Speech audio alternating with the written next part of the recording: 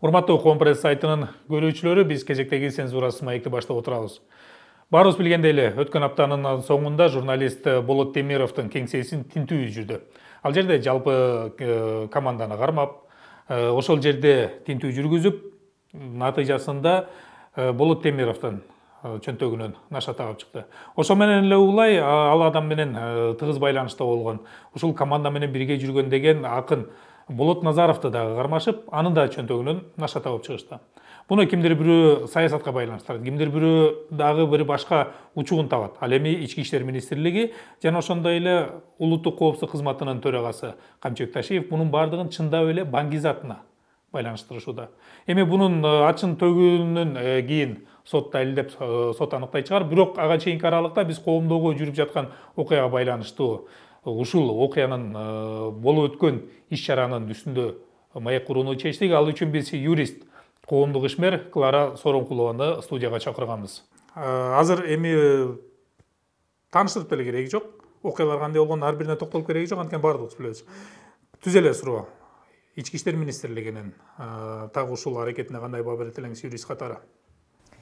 Эми бул жерде мыйзамсыздык абдан көп болду да, абдан көп болду. Аны баягы юрист катары талдап отурсаң, ар кандай мыйзамдардын жазык процессуалдык кодекс, ички иштер органдары жөнүндө мыйзам, оперативдик иш-чараларды алып баруу жөнүндө мыйзам, ошол мыйзамдардын баары эле бузулду. Абдан көп беренелер бузулду, талдап отурсакчы. Эртеби кечпи бул нерсеге сөзсүз түрдө укуктук баа берилет. Азыр эми саясатка жараша жазасы калышы мүмкүн күнөөлүү адамдар, бирок баа берилет. Эң негизги нерсе мындай болду да, бул жерде атайын операция өткөрүлүп, атайын күчтөр жумшалды. Ошого негиз, ошого неме бар беле? Ошого негиз же болбосо ошого мындай муктаждык бар беле? Муктаждык бар беле деген суроо жаралып атат да. Атайын операция болгондо операция болгондо, мисалы атайын операция болгондо мыйзам боюнча куралы бар, анан сөзсүз түрдө каршылык көрсөтөт. Анан ал жерде уюшулган топ деген ошондой негиз болуш керек да. Ошондой негиз болуш керек. Анан мисалы булар бизге эгерде ошол жерден курал таап чыггандан кийин, мына көрдүңөрбү, биз ошо атайын операция кылып маскачан кирдик, анткени мына Темировдун офисинде ушунча курал бар экен, булар анан каршылык көрсөтмөк, биздин өзүбүздүн сотрудниктерибизге коркунуч, алардын өмүрүнө, ден соолугуна коркунуч жаралмак. Ошон үчүн биз ушундай спецоперация алып кирдик десек, биз ошого дагы ынанат элек. Анан тыптынч отурган офисте, тыптынч отурган адамдарды кирип келип, маскачан, автоматчан кирип келип баса калганы, эми булар баягы адамдын көзгө эле илбей калгандыгы да. Эми кандай келип кармаш керек эле? Мисалы, ошол эле арыз түштү. Эми мындай да мыйзам боюнча, эгерде шектүү болсо, шектүү адамды сен шектүүсүң деп чакырат. Анткени мыйзам боюнча мындай, мен мисалы кандайдыр бир кылмышка шектелип атсам, мен ошого коргонууга даярданып турушум керек. Адвокат таап даяр турушум керек. Мен туура ошо мен кылмыш кылып аткан жерде келип баса калса бир жөн. Анан булар башынан эле, ой, бизде башынан эле маалымат бар болчу. Анан биз баягы оперативдик разработкага алганбыз, Темировдун артынан аңдып атканбыз деп атпайбы? Туурабы? Эми алардын мисалы жүйөсү мындай болуп атат да. Ошол Болот Темировдун кеңсесинде наша таратылат экен. Таратылабы. Анан кийин ал жерге барганда биз бардыгына даяр болушубуз керек болду. Бул мындайча айтканда ошол кармоонун процедурасы. Облава деп атышат да. Булар облава деп атат да. Эми бул нерсе күлкүлүү да. Ошол жерден канча наша табылды? Мейли таратылып атыптыр. Ошол мисалы дейли да, ошол жерден наша сатылып атыптыр, таратылып атыптыр. Канча наша табылды? Темировдун өзүнүн чөнтөгүнө канча 7 грамм сала коюшканбы? Ошону да араң табышты го, кайсы чөнтөгүнө салганын билбейчи. Өздөрү кайсы чөнтөгүнө? Анан эң негизгиси жанагы иликтөөдөн кийин болуп атпайбы бул облавасы? Иликтөөдөн кийин болуп атат. Кеп ошодо болот. Эми мындайча айтканда мыйзам талаасына эгерде Ички иштер министрлиги ошол эле милиция деп коелучу. Милиция органдары мыйзам талаасынын чегинде иштеп атабыз деп өздөрү далилдеп атышат. Алар өздөрүнүн сөзү менен Буну коомчулук барыбыз көрүп атабыз. Ошолордун сөзү менен келе турган болсок, бул жерде алар биздин аракетибиз туура эле. Анткени ал жерде биз алдын ала барганда канча наша бар экенин билбейбиз. Балким Урал бар. Балким жанындагындай түрдүү варианттар менен бардык варианттар болуп атат да. Антейин десең азыр любойдун үйүн келип баса калышат да булар. Андай болбойт. Ага чейин ошентип келип баса калганга чейин, эгерде мисалы сигнал келсе, баланча үйдө кылмыш жасалып атат депчи, бирөөнүн өмүрүнө коркунуч туудуруп атат, ошол жерде кылмыш болуп атат десе бир жөн. Анан булар өздөрү айтып атпайбы, биз көптөн бери иш алып барып атканбыз, биз буларды айттык го Ташек, биз буларды көптөн бери эле артынан аңдып келатканбыз депчи. Анан ошол жерде облаванын эмне кереги бар эле?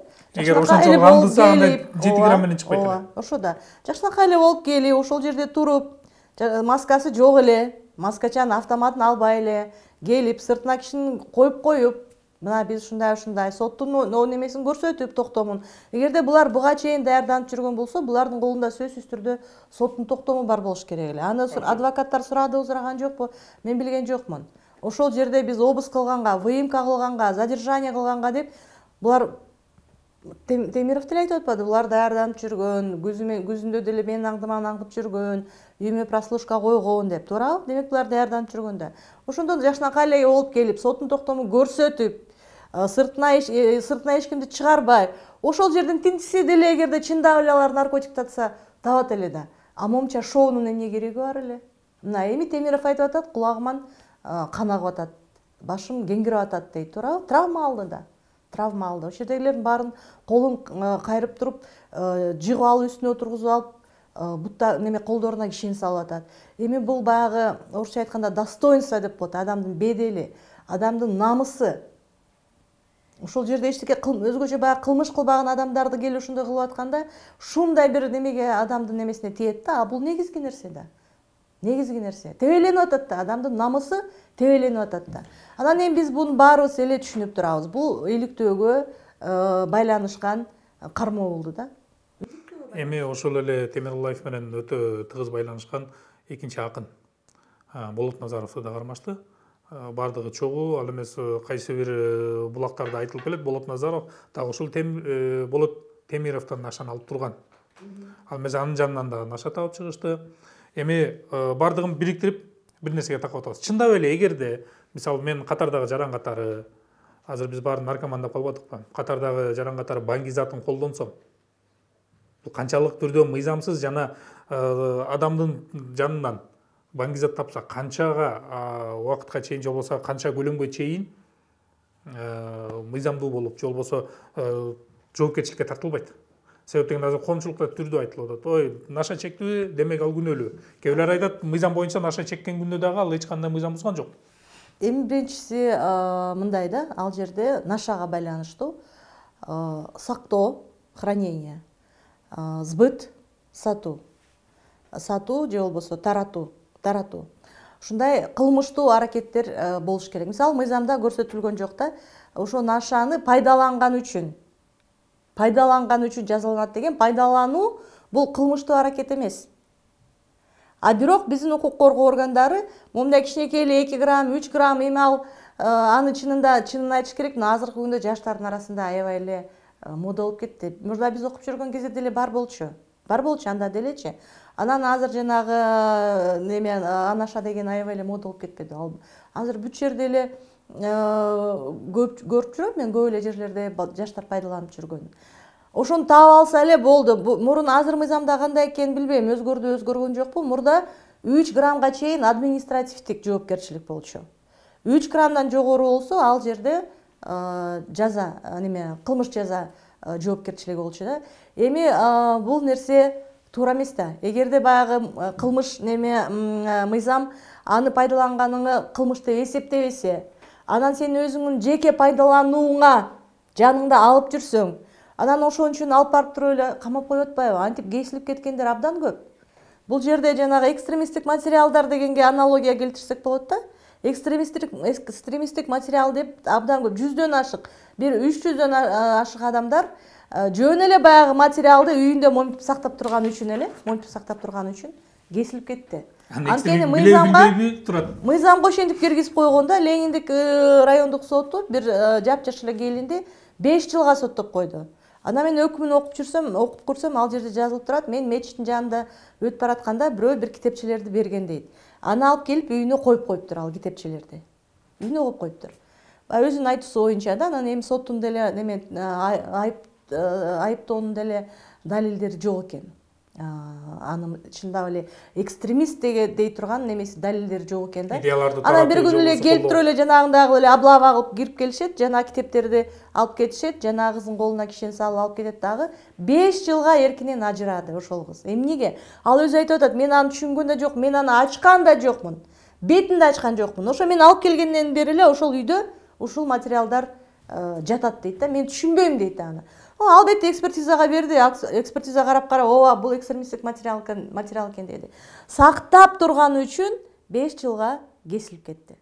Анткени мыйзамга ошондой кылып киргизип коюшкан. За хранение экстремистских материалов деп. А нормальный нерсеси хранение с целью распространения деп атат да. Анын өзүнүн максаты болуш керек. Анын көлөмү болуш керек. Мен ушуну жайылтам деген максатта сен ошону баягы кармап карантип турушуң керек да. Ошо наркотикке деле ошондой да. Анткени кылмыштуу аракет бул сактоо, бирок ошо баягы сатам же таратуу максатында, же бирөөнү ошол наркоманияга тартам деген максатында болуш керек да. Анан эми аны азыр Болот Темировго ошентип өздөрү айтып атат. Ташиев айтпады, четин чыгарып. Вовлекал деп. Ошо наркоманияга тартты депчи, бул дагы кылмыштуу аракет да. Бирок эми мен азыр аны кооптонгонум жанагы Назаров деген жигитти. Эми бир жакшы нерсеси кече баягы коомчулуктун күчү менен биз буларды эркиндикте алып калдык да. Анан эгерде ошентип камап жаап кое турган болсо, анда азыр булар каалаган ыкмасы менен, мисалы ошол эле Назаров Болоттон ар кандай көрсөтмөлөрдү алып алмак. Темировго каршычы. Аны ошондо жанагындай вовлеченияны Темировдун өзүнүн канынан чыккан жок да. Буга чейин канча өздөрү Темиров ушундай наркоман экен деп айтканын айтып алышты. Анан кийин баягы кыргызча айтканда усул болуп калбады, канында чыккан жок. Наркотик пайдаланган адам ал сөзсүз түрдө кандай болот? Ал бир күндө кетип калбайт да. Туурабы? Ооба, ал бир күндө кетип калбайт. Эгерде бир жолу чеккен болсо, 2 жумадан ашык сакталат экен канда. Бир жолу чегип туруп анан чекпей койсо, 2 жумадан артык сакталат экен. Демек Темиров таза болуп атат. Таза болуп атат. Эми ушул жерден дагы белгилей турган нерсе, азыр ошол УКМКнын башчысы Ташиевдин дагы фамилиясы айтылып кетти. Эми кармаган тарап Ички иштер министрлиги. Ишемби күнү кечинде кармап атат. Жекшемби күнү экенине карабастан президенттик аппараттан УКМКнын башчысы Ташиев түшүндүрмө берип атат. Бул туура эле нерсеби? Мисалы эми биз карапайым элге түшүндүрөлү. Эми бул туура эле нерсеби? Мисалы милиция кармаса чекистер жооп бергендиги. Бул туура эмес. Анткени жазык процессуалдык кодекс боюнча баягы жазык кодексиндеги ар бир кылмыш, ошол жерде көрсөтүлгөн ар бир кылмыш кандайдыр бир органга таандык болот да. Же милицияга, көпчүлүгү милицияга, анан ГКНБга, прокуратурага, жанагы бажы кызматына, ошолорго таандык кылмыштар бар. Ар бир орган өзүнө таандык кылмышты гана тергейт. Анан кээде баягы аябай татаал иштер болгондо булар ооба ведомство аралык деп коет. Ошондо прокурор чечет да, ошондо бир группа түзүп туруп, ал жака ар кандай немелерден, органдардан тергөөчүлөр кириши мүмкүн. Анан бул Темировго неметип аткан берене туура, бул милицияга таандык, ички иштер органдарына таандык, алар тергеш керек. Анан эмне себептен Ташиев келип жооп берип атат, мага дагы түшүнүксүз болуп калды. Ошол жерден Ташиев бул баягы келип актанганын аракетин кылбадыбы? Иликтөө боюнча, туурабы? Баштаганда эле жана схеманы чийип, эч кандай кылмыш жок, иликтөөдө айтылып аткан нерсенин баары калп деди, бирок эң негизги нерсени мойнуна алды да. Жанагы КПКнын башчысы ал менин иним деди. Иниби, жээниби билбейм. Кандай тууганчылык экенин билбейм, бирок ошол нерсени мойнуна алды. Мына ошол нерсени бирок нормально көрүп атпайбы Ташиев? Эмне болмок эле? Мен жээним, эстүү, акылдуу, чекпейт, ичпейт, билимдүү деп ошондой да. Эмне кылайм балам? Жөндөмдүү деп атат. А бир нерсени түшүнбөй атат да, Камчыбек Кадыршаевич, жанагы о противодействии коррупции деген мыйзам бар. Ошону карап койсунчу, бир эмес, бир нече беренесинде жазылып турат. Бул коррупциялык көрүнүш. Мамлекеттик кызматта турган адамдар өздөрүнүн жакындарын, туугандарын, даже момундай деген сөз бар да орусчасында, свойственники деген, кудалары деп атат да. Даже кудалары деп атат. Ошолордун баарын кызматка орноштурганы, мамлекеттик кызматка жылуу жумшак орун бергени, бунун баары коррупция. Биз эгерде мындай укуктук, демократиялык, мыйзамдуулук сакталган өлкөдө жашай турган болсок, мындай иликтөөдөн кийин анан ГКНБнын башчысы өзү чыгып, ооба, ошондой деп тастыктап аткандан кийин президент отставкага кетириш керек болчу. Бул жетиштүү. Ушул эле факт Ташиевдин отставкага кетишине бул жетиштүү факт. Ошонун артынан президент өзүңөр көрдүңөр, пост жазып атат. Пост жазып атат. Нормально эле турбайбы? Камчыбек Кыдыршаевич чыгып, ошону түшүндүрүп бербеди деп. Эмнеси нормально? Президент өткөндө өзү айтты го. Бир дагы киши, бир дагы атка минер өзүнүн тууганын мен дагы деди, өзүн дагы айтты, туурабы? Антип баягы туугандарын биз кызматка койбойбуз. Болду, ал заман өткөн. Кызматка отура турган адамдардын баары ачык конкурстан өтөт деди. Кана? Бирок да бир нерсеси бар да, жанагы өзү айтмакчы, баягы Курманбек Бакиевдин дагы сөзүн эстеп атпайлыбы? Не кылайын эми, балам бизнеске шыктуу болсо деп. Ушул жерден мисалы ошол жакын адамы чындап эле таланттуу болсо, ошол ишкерди алып кеткенге, же болбосо мамлекеттик кызматты жакшы жетектеп кеткенге мүмкүнчүлүгү бар. Биз ошондой кабылдалалы да. Кандай болбосун жолотсо болбойт. Кандай болбосун. Мыйзамда жазылган, кандай болбосун, бул мыйзамга да карама-каршы келет. Бул этикага да эмне, Ташиевдин жээнинен башка адам жокпу КПКны иштетип кете турган? Кыргызстанда жалгыз эле жөндөмдүү адам ошол. Демек, ошол үй бүлөдө же болбосо жакындардын арасында бирөө бийиктикке жете турган болсо, саясий же кызматтык бийиктикке жете турган болсо, калгандары мыйзам боюнча кааласа дагы өзүн чектеп турууга мажбур. Эми мындай да, бул кадимки эле көрүнүш болуп калбадыбы? Баарын эле көрүп атпайбызбы? Ким келбесин бийликке сөзсүз түрдө өзүнүн туугандарын жылуу жумшак жерге тартат да. Анан бул баягы киреше алып келип аткан предприятие экен. Ташиев айтты, буга чейин киреше алып келген эмес, эми мына ушунча кирешеге алып келип атат, аябай пайда берип атат мамлекетке депчи. Жакшы, сонун. Бирок ушундай нерселерден сөзсүз түрдө карманыш керек. Карманыш керек. Анан эми азыр кечээ мисалы айткан жок да Ташиев, мен ал жерде эч кандай кызыкчылыгым жок деп. Ошол жерге алып келип атайын өзүнүн адамын коюп аткандан кийин, предприятие жана Болот Темиров айтып аткандай олчогон киреше берип аткандан кийин кимдин чөнтөгүнө түшүп атат? Болот Темиров ошол нерсени жеткизейин деди да коомчулукка. Ошол суроону коюп атпайбы? Ошону суроо кылып коюп атат. Булар өздөрүнүн кишилерин алып келип коюп аткандан кийин, ал киреше берип аткандан кийин кимдин чөнтөгүнө түшүп атат? Мамлекеттин эсебинен ким пайда көрүп атат деген суроону коюп атпайбы? Бирок ошол суроого Ташиев жооп берген жок. Биз жооп ала алган жокпуз. Эми дагы бир нерсе да, мисалы ошол эле постсоветтик деп коебуз. Мурунку Советтер Союзундагы мүчө болгон мамлекеттерди ала турган болсок, аларга салыштырмалуу бизде ушундай бир коомдук талкуу пайда болуп, бир толкундоо пайда болсо, биздин мамлекеттик кызматкерлер чыгып жооп берет. Бул бир кайсы бир жагынан жетишкендик. Ооба. Анткени бизде баягы ошол эле кошмо мамлекеттерди ала турган болсок, толкундоо боло турган болсо, билмексен болуп, кулакты жапырып кыргызча айтканда отуруп алышат. Бирок бизде жоопкерчилик бар. Жанагындай болуп, жок дегенде бир түшүндүрмөсүн берип кетет. Бул жагынан алып караганда, ошол эле Камчыбек Ташиевдин өзүнүн үстүнөн жүргүзүлгөн түрдүү жанагындай иликтөөлөргө каршы жооп бериши, бул анын кайсы бир деңгээлде адамгерчиликтүү же болбосо коомчулуктун алдында азыраак болсо да жоопкерчилигин билдиреби? Сиздин пикириңиз? Эми бул жерде саясат болушу мүмкүн. Мага мисалы Камчыбек Ташиев баягы чоочуп кеткендей, шашып кеткендей сезилди да пресс-конференциясычы. Мен ошол баягы түз эфирде жүрүп атканын көргөн жокмун, кечке маал көрдүм. Анан мага ошондой көрүндү.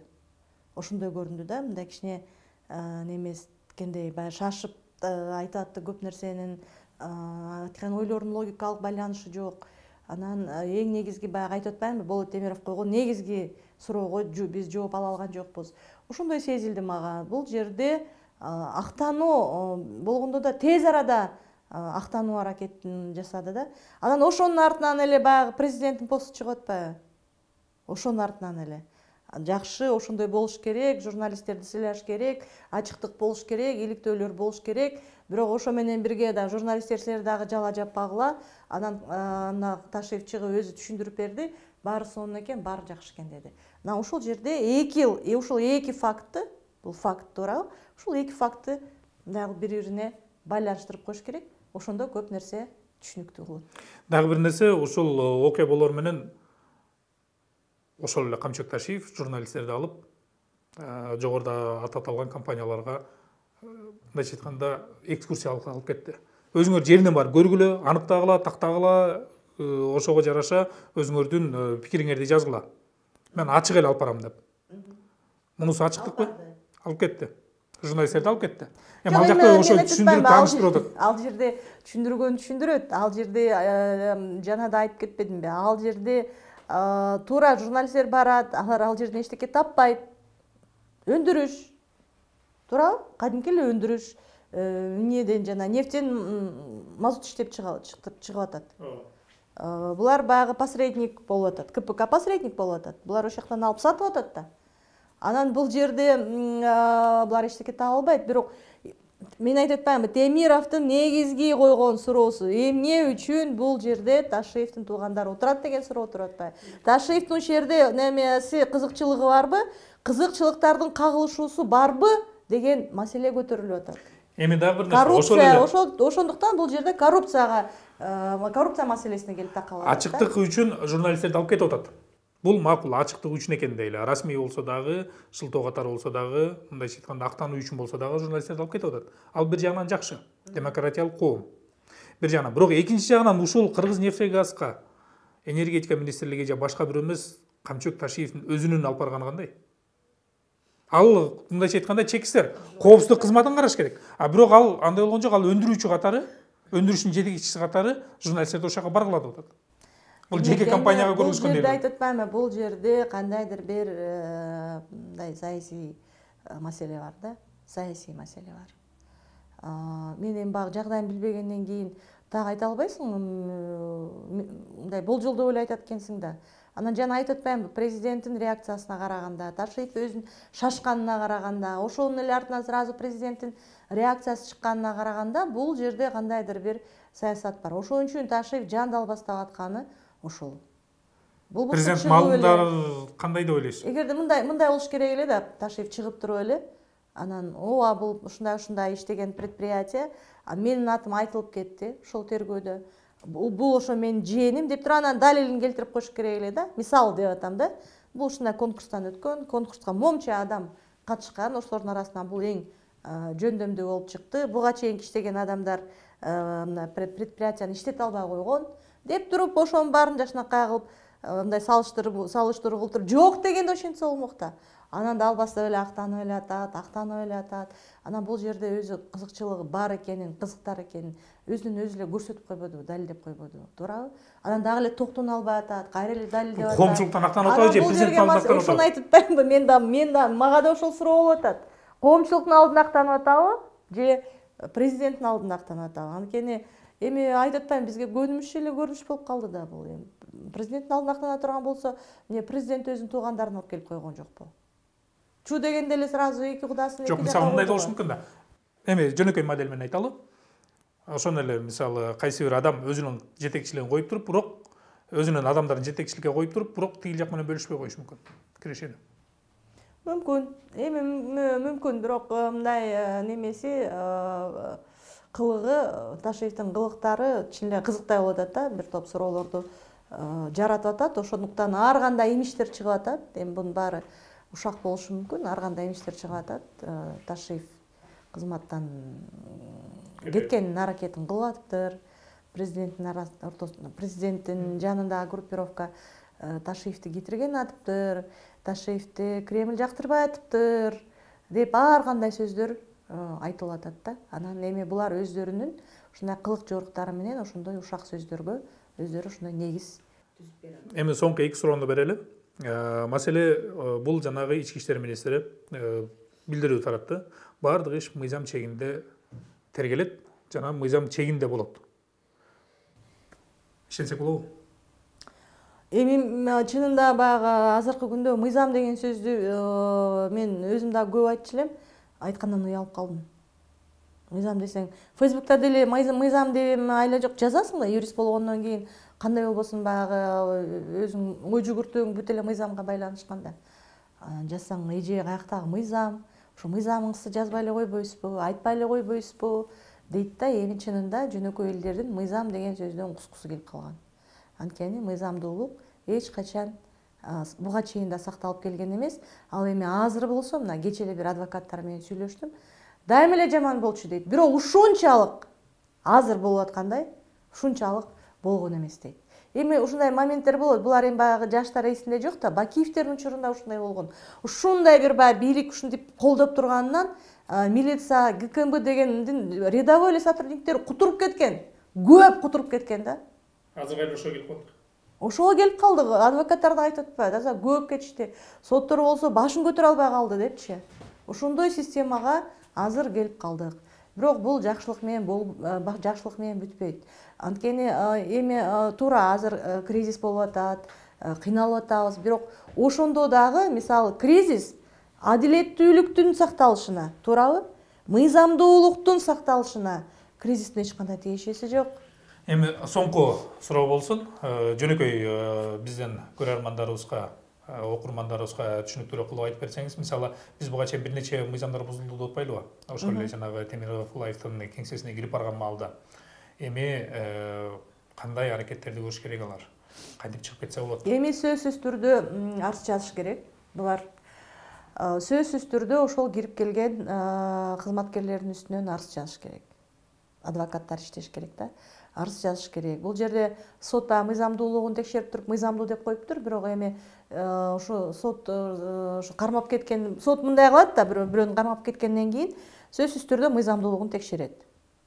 Идеальный жагы ошо да, мыйзамда жазылган жагы ошондой.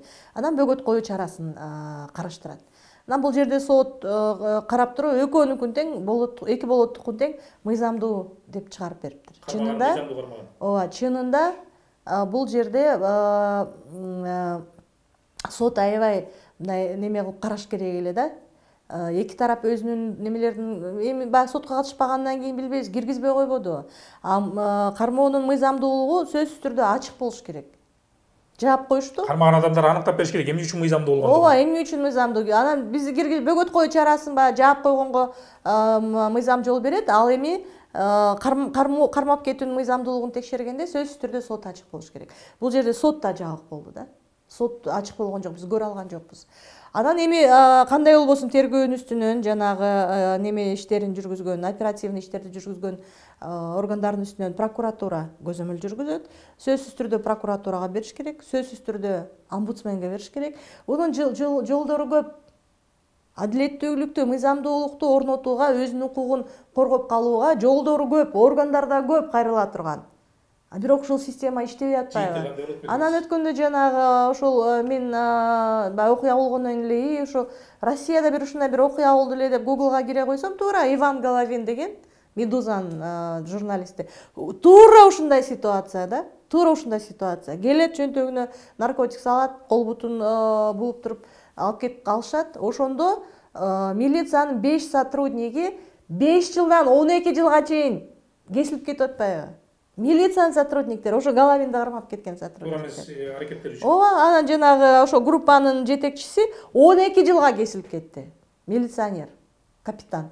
Демек, биз деле ошого аракетти көрсөк болот экен. Эгерде ал милициянын кылганы туура эмес болуп калса, ошол аракетке жетсек болот. Анан эми ал Головиндин ситуациясы, ал да журналист, ал дагы оппозиционный журналист.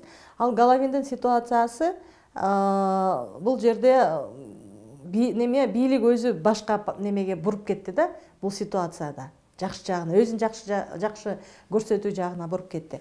Анан эми Темировго карата азыр кандай болот? Эгерде Темировдун оозун жабабыз, Темировду экинчи баягы иликтөө жүргүзбөй тургандай кылабыз, Темировду журналист катары жок кылабыз десе, анда булар азыр бул ишти аягына чейин чыгарат дагы болотту соттоп жибериши мүмкүн. Түшүнүктүү. Бизге бул суроолорубузду берген себепти кайсы бир катардагы жаранга деле эртең жогорудагыдай. Биз маски шоу деп коет эмеспизби? Куралчан, бетине бет кап тагынган адамдар келип бул нерсени кылышы мүмкүн. Ошол маалда кандай болуш үчүн соңку суроону бердик. Эми биз дагы абалды карап турабыз. Коомчулук бизде кичине жарандык коом активдүү болгондугуна байланыштуу өзүнүн айтуусун дагы айтат болуш керек. Ошол эле маалда биз милициянын кылган туура же туура эмес деп айта албайт экенбиз. Себеп дегенде ар кимдин өзүнүн чындыгы бар. Бир жагынан, экинчи жагынан каалайбызбы, каалабайбызбы, мыйзамдуу өлкөдө жашап аткандан кийин формалдуу болсо да биз мыйзамга такалат экенбиз. Эми биз кесиптештерибизге ийгилик каалайлы. Бардык нерсеси адилеттүүлүк болсун. Сак жүрүш керек да. Сак жүрүш керек.